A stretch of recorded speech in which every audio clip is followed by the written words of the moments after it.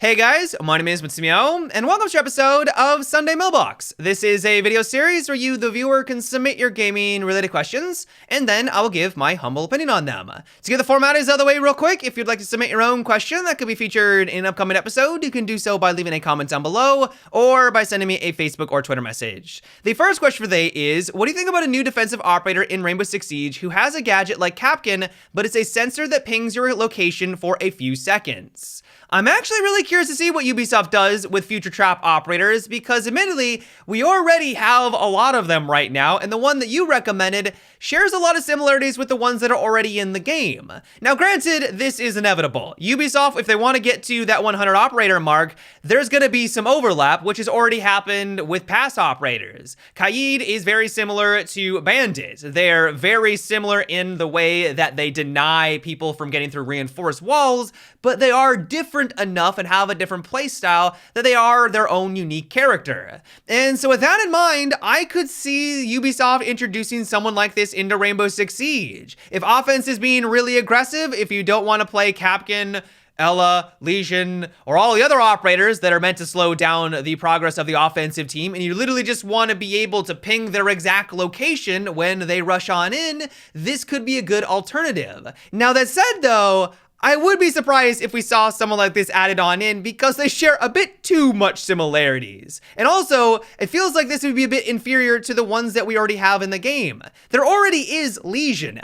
Now I understand that one of the weaknesses of Lesion is that you can't have all of your gadgets out at the beginning of a round. You only get a few. That's the drawback of him. You kind of have to build up your strength. And this new operator would be able to have like 5 or 6 of his gadgets watching all of those different angles at the very beginning. And so if they do really rush on in, this new character might be a bit more advantageous. But even still, Lesion has so much more going for him. Yeah, Lesion doesn't ping your exact location, but it essentially fulfills that same role. Everyone in the vicinity knows that someone is nearby, and if he makes the appropriate call out, it's as good as pinging their exact spots. On top of that, it slows down their movement. They can't sprint anymore, and so that Ash rush is nowhere near as effective. It can also deny the diffuser plant. There's so much more versatility to the Lesion's gadget in the long run, and so that's one reason why I just don't see this happening.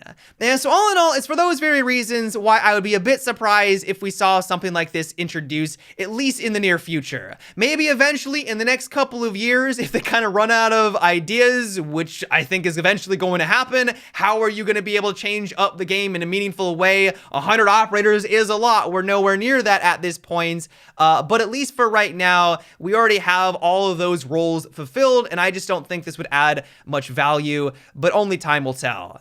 The next question comes from Grim Tally, and it is, so recently I've been playing with the idea of how to make the Bosg more viable. The shell swap feature. Console and PC can both switch fire modes. Use this mechanic to enable people to switch the Bosg shell type so that when you're in close quarters, you can switch to buckshot, and for long range, you can switch to slugs. This would be a simple way to improve the Bosg without changing what it is at its core. That is a really interesting idea. As many of you guys know, if you've ever played as Dokkaebi and Vigil, this weapon gets used very rarely because it requires a fair amount of skill to actually use effectively, and even then, it's fairly unreliable. It's more of a fun weapon and not really something if you're trying to be ultra competitive. But if they were able to actually give it more versatility, that could be the thing that pushes it over the top to actually make it a more interesting option.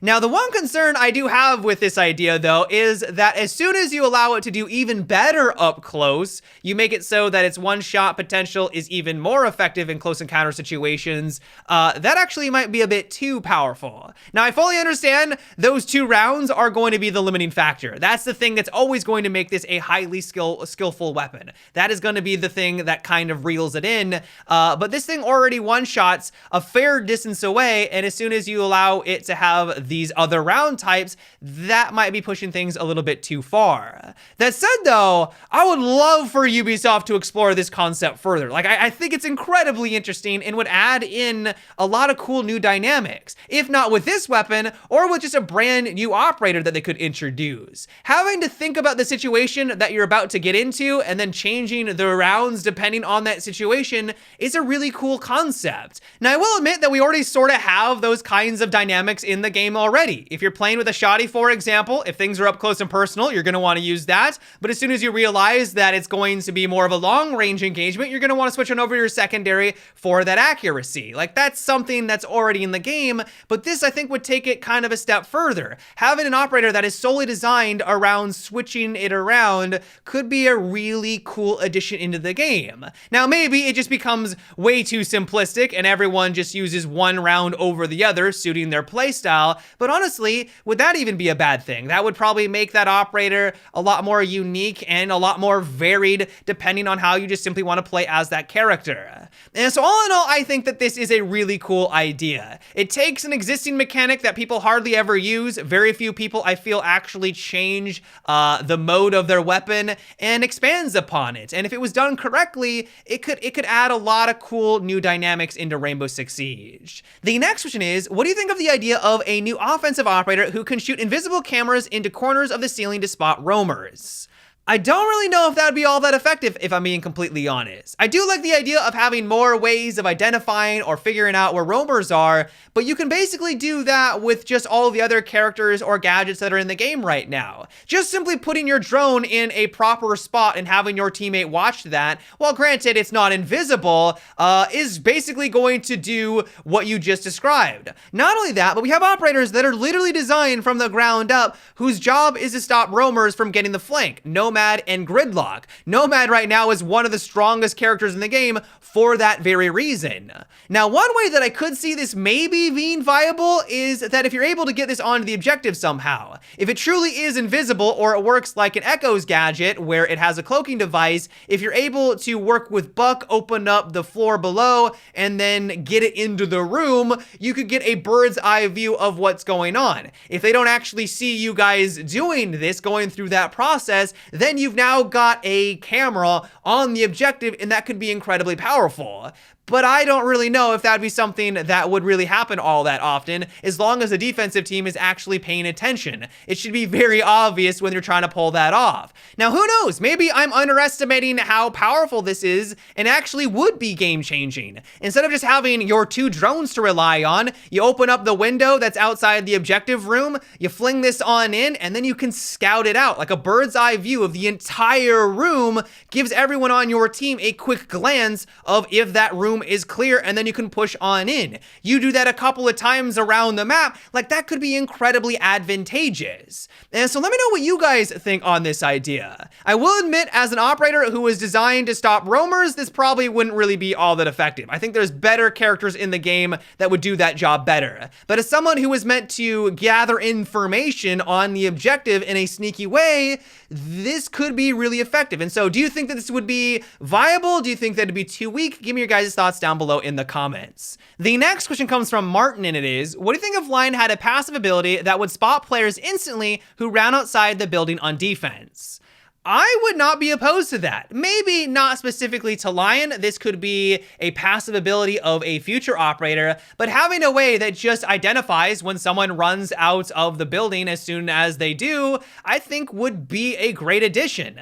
Now, I realize that for higher ranked players, this ability probably wouldn't be all that desirable because you already know where the runouts are. You know what to expect and you're gonna watch out for it. Either you're gonna have people physically watching the runout spot, or you're gonna place the necessary gadget to deal with that. But for a lot of the players in Siege who just want to enjoy the game but don't know the maps in and out, to have runouts constantly can really ruin the experience. And to have an operator that can deal with that, especially if the defensive team is constantly doing that, you guys know, you go against those teams where that seems to be the only thing that they know how to do. They're always running outside. To have an operator that could identify them as soon as they do so, I think would be really beneficial beneficial to those people. I still think people should be able to run outside of the building because there are clearly strategies surrounding that. Valkyrie cameras, for example, you're going to want to put those in specific positions, but being able to at least kind of limit that a bit more,